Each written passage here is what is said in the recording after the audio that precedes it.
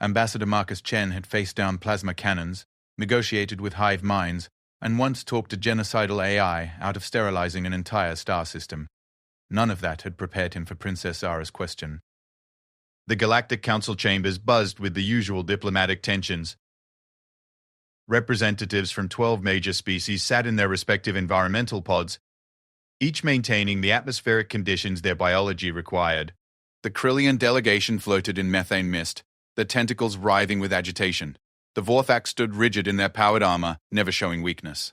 The crystalline harmonists chimed softly to each other, their songs creating ethereal melodies that served as their language. Chen stood at the human podium, his dark suit a stark contrast to the elaborate ceremonial garments worn by other delegates. Humans had learned early that simplicity often spoke louder than ostentation in these chambers. While other species adorned themselves with precious metals from conquered worlds or wore the skins of defeated enemies, humans chose to look ordinary. It was a carefully calculated move. Let the other species underestimate them. The current debate centered on mining rights in the Kepler system, a cluster of resource-rich worlds that had been discovered by joint expedition 3 months earlier. The Vorthak claimed right of conquest, having provided the most military vessels for the expedition's protection. The harmonists argued for preservation, their crystal structures singing mournfully about the ecological damage mining would cause. The Zilithians, as always, tried to play mediator, while subtly positioning themselves to benefit from whatever decision was reached. Chen listened with half his attention, his enhanced neural implant recording every word for later analysis. The other half of his mind was focused on the young Zilithian in the observer gallery. Princess Zara had been watching him for the entire session, her large, luminous eyes following his every movement. It wasn't unusual for younger delegates to study experienced ambassadors. Chen himself had done the same when he first arrived at the council 15 years ago. What was unusual was the way the princess watched him, not with the calculating gaze of a student learning tactics, but with something else entirely, something that made his enhanced senses pick up elevated heart rates and pheromone changes that his training had taught him to recognize. The Vorthak war speaker slammed his gauntleted fist on his podium, the sound echoing through the chamber like a gunshot. The Kepler system will be ours. We shed blood for this discovery, human blood included. We claim the right of conquest. Chen stepped forward, his voice carrying the calm authority that had made him Earth's most effective diplomat. War Speaker Thok, with respect, the expedition was a joint venture. Humanity provided the navigation technology that made the discovery possible. The harmonists provided the deep space sensors that detected the resource deposits. Each species contributed according to their strengths. Soft words from a soft species, Thok growled, his voice distorted by his helmet's speakers. Your kind speaks of cooperation while your fleets mass at the system's edge. The accusation sent ripples through the chamber. Several delegates activated privacy screens around their pods, no doubt communicating frantically with their home governments. The mention of human fleet movements was serious business. Chen's expression didn't change, but his neural implant was already accessing real-time intelligence reports. 3 Earth Defense Force battle groups were indeed positioned near the Kepler system, but they were there on joint patrol with Zilithian peacekeepers. Standard procedure for valuable discoveries in contested space. The EDF vessels are operating under Council Resolution 2847, Chen replied smoothly. Joint security operations with our Zilithian allies to prevent exactly the kind of unauthorized claims you're making now. Thok's helmet turned toward the Zilithian delegation. Allies? The snake people side with Manals now? High Councillor Keth, the senior Zilithian representative, rose gracefully from his pod. His scales shimmered from green to blue, indicating diplomatic courtesy mixed with firm resolve. The Zilithian Republic honors all lawful agreements. Rid. Our partnership with Earth has brought prosperity to both species. What Keth didn't mention, and what everyone in the chamber knew, was that the Zilithian-Human Alliance had also brought unprecedented military success. In the 3 years since the formal treaty was signed, their combined forces had ended. 2 border wars prevented a slave revolt from turning into a genocide, and convinced the synthetic collective to retreat from organic space. The partnership had surprised everyone, including the humans and Zilithians themselves. On paper, the 2 species should have been incompatible. Humans were aggressive, adaptable, and driven by individual achievement. Zilithians valued harmony, tradition, and collective decision-making. Yet somehow, they worked together better than anyone had predicted. Chen had been instrumental in forging that alliance. His patient negotiations with Keth had laid the groundwork for the treaty, and his friendship with the High Counselor had helped smooth over dozens of potential conflicts since then. It was work he was proud of, even if it had come at personal cost. 15 years in deep space, moving from crisis to crisis, had left little time for personal relationships. His marriage to Sarah had ended amicably 8 years ago, both of them acknowledging that his career came first. He had no children, no family waiting for him on Earth. The closest thing he had to friends were professional relationships like the one with Keth. It was a lonely life, but Chen had made his peace with it. Earth needed experienced diplomats in the field, and he was good at his job. Better than good, he was one of the best humanity had ever produced. The debate continued for another 2 hours, with various species staking their claims to Kepler system resources. The Harmonists proposed a preservation trust. The Vorthak threatened military action. The insectoid hive suggested joint development under council oversight. Each proposal had merit and each had fatal flaws. Finally, Council Speaker Vex, an ancient being whose species had helped found the galactic government, called for recess. This matter requires careful consideration. We will reconvene in 3 standard days to continue deliberations. As delegates began filing out of the chamber, Chen gathered his notes and prepared to return to the human embassy. He had reports to file, communications to send to Earth, and strategy sessions to plan with his staff. The Kepler system dispute was just one of 17 major issues currently on his desk. He was halfway to the exit when a soft voice called his name. "Ambassador Chen?" He turned to find Princess Zara standing behind him, her scales showing the silver and gold pattern that indicated nervousness mixed with determination.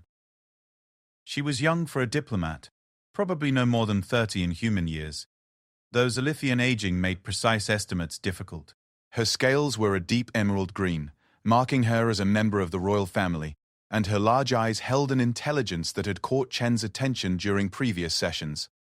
"Your Highness," Chen said, offering a slight bow that was respectful without being subservient. Human Zalithian protocol was still evolving, but mutual respect was always a safe approach. "I wondered if I might speak with you privately," Zara said, her voice carrying the musical quality that made Zalithian language so pleasant to human ears. About the alliance between our peoples." Chen glanced around the emptying chamber. A few delegates were still gathering their materials, but most had departed. Private conversations between representatives were common enough, though usually they were scheduled through official channels. "Of course, Your Highness. My office is available, or if you prefer neutral ground, there's a diplomatic lounge on level 7. "Actually," Zara said, her scales shifting to show increasing nervousness, "I was hoping we could speak somewhere more informal, perhaps the observation deck? The view of the nebula is quite beautiful at this time of day." Chen's enhanced senses picked up the subtle changes in Zara's pheromone signature. His training had taught him to recognize signs of deception, aggression, fear, and a dozen other emotional states in various species. What he was detecting from Zara was none of those things.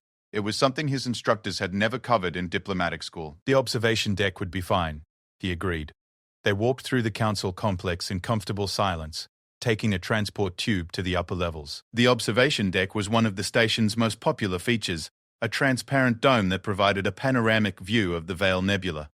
During busy periods, it was crowded with tourists and off-duty personnel. At this time of day, it was nearly empty. Zara led him to a section overlooking the nebula's brightest region, where newborn stars painted the cosmic dust in shades of blue and gold. For several minutes they stood side by side watching the slow dance of celestial formations. "It's beautiful," Chen said. Meaning, it. Even after 15 years in space, he still found wonder in sights like this. "Yes," Zara agreed, though when Chen glanced at her, she wasn't looking at the nebula. She was looking at him. "Your Highness, what did you want to discuss about the alliance?" Zara's scales shifted through several color patterns rapidly, a sign of internal conflict that Chen had learned to recognize in Zalithian psychology. Finally, they settled on a pattern he'd never seen before, deep purple with silver streaks. "Ambassador Chen," she said, her voice so soft he had to strain to hear it. "I have a question that may seem unusual." "I'm listening." "You've worked closely with my uncle, High Counselor Keith, for several years now." "Yes. He's a skilled diplomat and a good man." "I'm honored to call him a colleague. And you've visited our worlds, learned our customs, shown respect for our ways. It's part of my job, but also my personal inclination. I find Zalithian culture fascinating." Zara's scales shifted again, the purple deepening to an almost violet hue. You're unmarried, correct? I don't mean to pry, but it's relevant to my question. Chen felt a spike of surprise. Personal questions were rare in diplomatic circles, and even rarer when they came from royalty. That's correct, Your Highness. My career has made long-term relationships challenging. I see.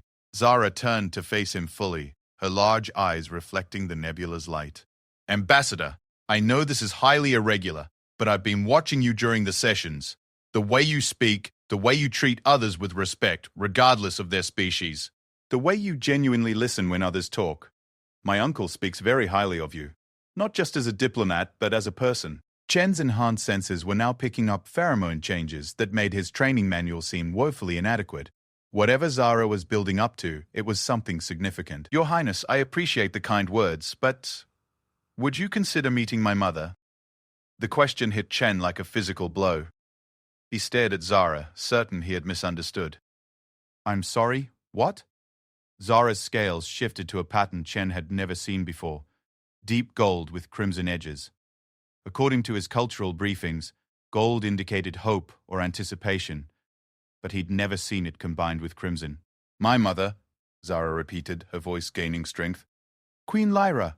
She's been lonely since my father passed 5 years ago. She's devoted her life to ruling our people, but she deserves happiness too. And I've watched you, Ambassador Chen. The way you carry yourself, the kindness in your eyes, the strength you show without arrogance. I think you two would get along wonderfully. Chen felt the blood drain from his face. In all his years of diplomatic training, nothing had prepared him for this moment. A Zalithian princess was asking him if he wanted to meet her mother, for dating purposes. Your Highness, he began, then found himself completely without words. The observation deck fell silent, except for the hum of the station's life support systems. Zara watched him with those luminous eyes, her scales cycling through patterns of hope and fear, and something else Chen couldn't identify. Finally, she spoke again, her voice barely audible. I know it's unprecedented. I know there would be complications. But, Ambassador, in all my years of watching diplomatic negotiations, I've never seen anyone show the combination of strength and gentleness that you do. My mother is the finest woman I've ever known, and she deserves someone who can appreciate that, someone who can be her equal without trying to dominate her. Chen's mind raced through the implications. A human-Zalithian romantic relationship wasn't unheard of, but it was rare. A relationship between Earth's chief diplomat and the Zalithian queen would be unprecedented, didn't begin to cover it. Princess Zara, he said carefully. I'm honored by your faith in me.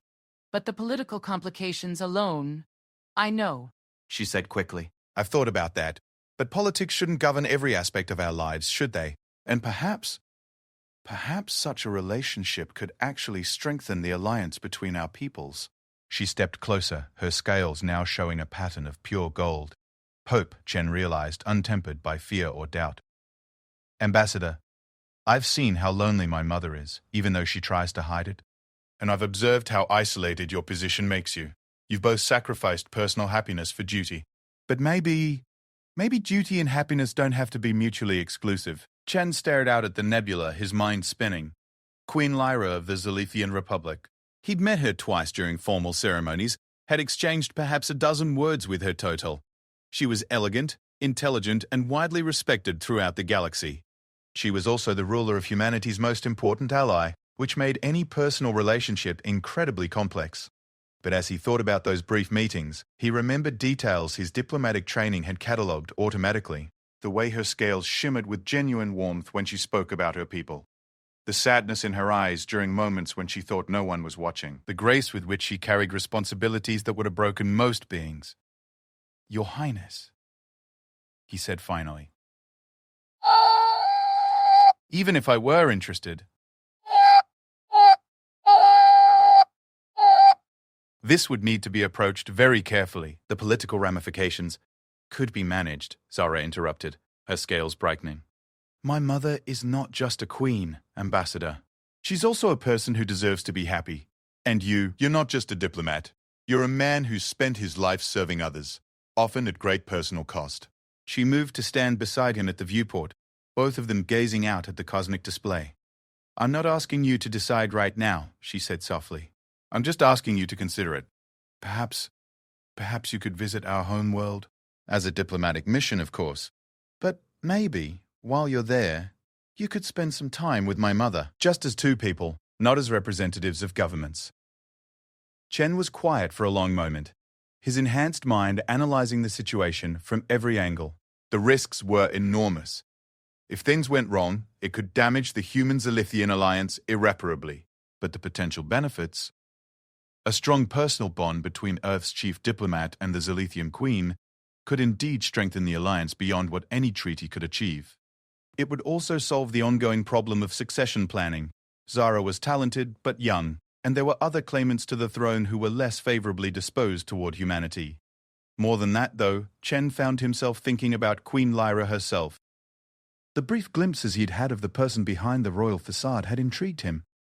What would it be like to have a conversation with her about something other than trade agreements or military cooperation? Your Highness, he said finally, I would be willing to consider a diplomatic visit to your homeworld. To discuss the future of our alliance, of course. Zara's scales erupted in brilliant gold, the pattern so bright it was almost blinding. Of course, a diplomatic mission. I'm sure my mother would be very interested in those discussions. They stood in comfortable silence for several more minutes, watching the nebula's slow dance. Finally, Zara spoke again. Ambassador, may I ask you something personal? You just asked me to meet your mother. I think we're past formal boundaries. Zara's scales showed what Chen had learned was the Zilithian equivalent of a smile. What do you want from life? Beyond your career, I mean. What would make Marcus Chen, the man, happy? It was a question no one had asked him in years. Chen considered it seriously, looking inward in a way his busy schedule rarely allowed. I want to make a difference, he said finally. I want to believe that my work matters, that I'm helping to build something better than what came before. And I suppose I'd like to share that with someone. Someone who understands the weight of responsibility but doesn't let it crush the joy out of life. My mother, Zara said softly, once told me that the greatest tragedy of leadership is that it often requires us to sacrifice the very things that make life worth living. But she also said that sometimes, if we're very lucky, we find someone who can help us remember what those things are. Chen looked at the young princess, seeing not just a diplomat or a royal, but someone who genuinely cared about the happiness of the people she loved. I'll consider your suggestion, Your Highness. Seriously consider it. That's all I can ask. Zara's scales shifted to a soft, warm pattern that Chen associated with contentment. And Ambassador? Thank you for listening. Most beings would have dismissed the idea immediately. Most beings, Chen said with a slight smile, haven't spent as much time thinking about the loneliness of command as I have. As they walked back toward the transport tubes, Chen's mind was already working through the practical details. How to arrange a visit to the Zilithian homeworld without raising suspicions. How to present it to his superiors on Earth. How to prepare for the possibility of meeting someone who might change his life forever. Behind them, the nebula continued its eternal dance, stars being born and dying in patterns too vast for any single mind to comprehend. But in the smaller scope of personal lives and individual choices, something new was beginning to take shape, a possibility that would either strengthen the greatest alliance in galactic history or complicate it beyond anyone's ability to manage. Chen realized he was looking forward to finding out which. The transport ship Harmony's Edge cut through hyperspace with the graceful efficiency that marked all Zilithian vessels.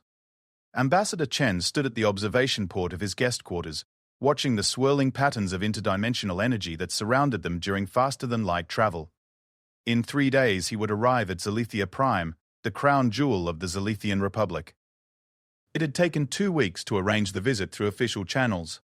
The cover story was solid. A comprehensive review of alliance protocols and discussion of expanded cooperation in the Kepler system. His staff had prepared extensive briefing materials on trade agreements, military cooperation, and cultural exchange programs. Everything looked perfectly normal from the outside. On the inside, Chen was fighting a level of nervous anticipation he hadn't felt since his first diplomatic assignment. He'd faced down warlords and negotiated with hive minds, but the prospect of having dinner with Queen Lyra had him second-guessing everything from his choice of formal wear to his understanding of Zilithian courtship customs. Ambassador? The ship's communication system carried Captain Siren's melodious voice. We'll be dropping out of hyperspace in approximately 1 hour. Her Majesty has requested that you join her for the approach to Zilithia Prime. Chen straightened his diplomatic jacket and made his way to the bridge. The Harmony's Edge was a beautiful ship, all flowing curves and organic lines that seemed to grow from the hull rather than being built upon it. The bridge was designed more like a garden than a command center, with living walls of engineered coral that served as both decoration and functional computer interfaces. Captain Seren stood at the center of it all, her scales showing the deep blue of concentration mixed with the silver of anticipation. She was young for a ship's captain, but Chen had learned not to judge Zilithian abilities by human standards. Their society valued competence over age, and Seren had already proven herself in several border conflicts. "Ambassador Chen," she said, offering the gesture of respect that involved touching her forehead with 2 fingers. "Her Majesty is waiting for you on the observation deck."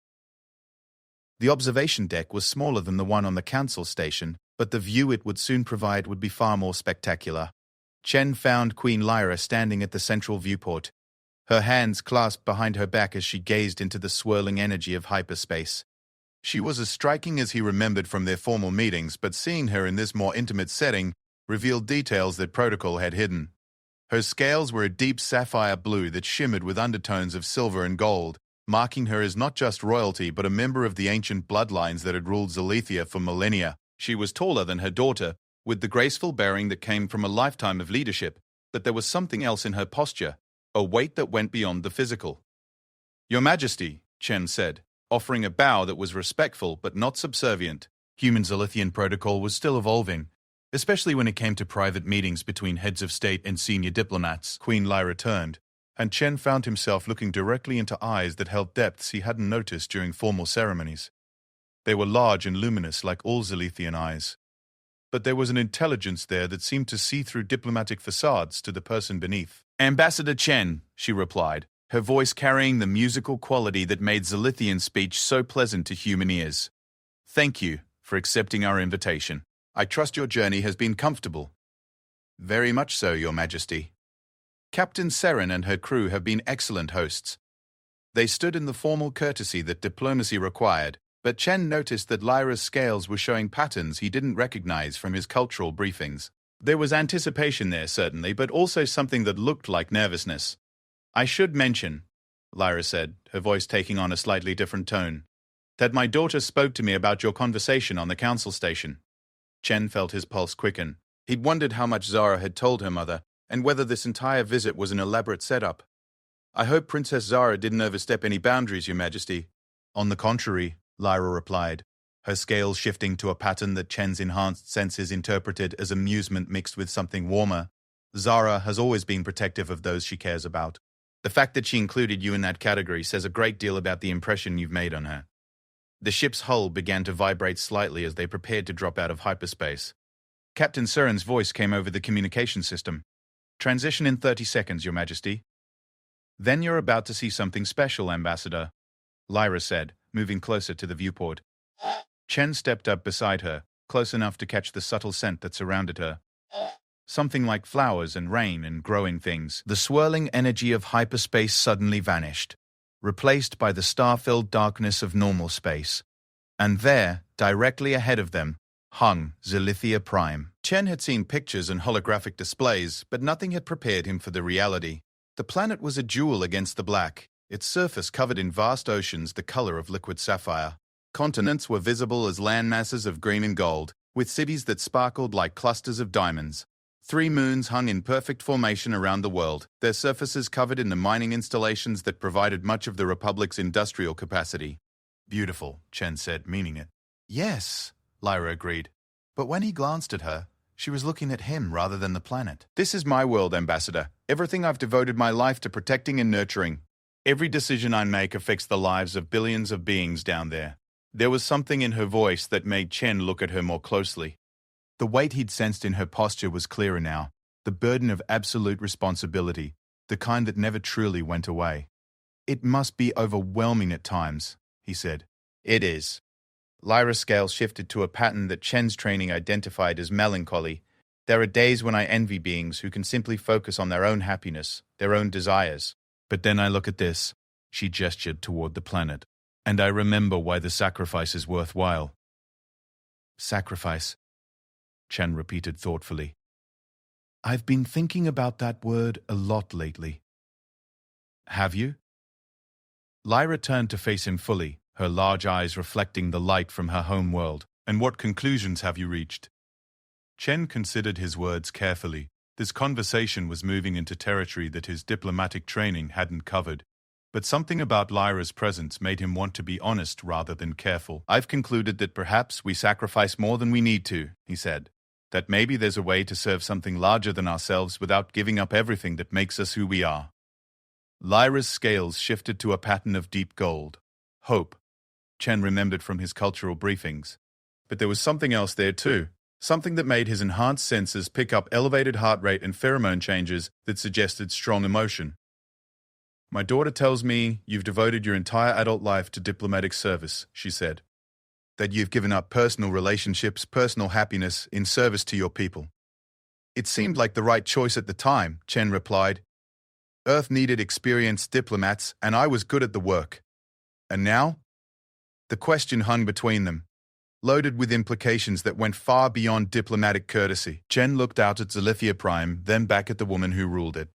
Now I'm beginning to wonder if I've been defining service too narrowly, he said. The approach to Zalithia Prime took another 2 hours, giving Chen and Lyra time to talk about subjects that had nothing to do with trade agreements or military cooperation.